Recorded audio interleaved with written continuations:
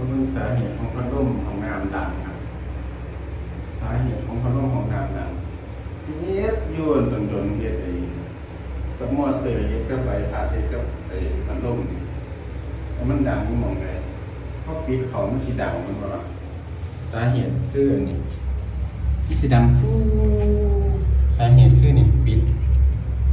นี่ว่ามันก็ปิดของปิดประตูกัน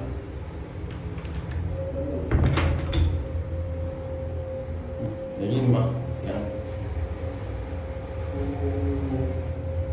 นี่สาเหตุของมันอันนี้มันดังอยู่เด้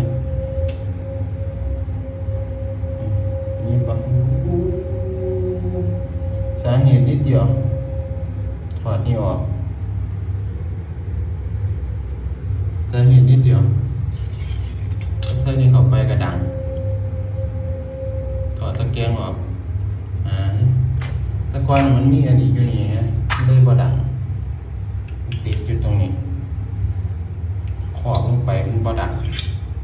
อันนี้มันหักขอบเส้นนี้มันดังสาเหตุแค่นี้เลย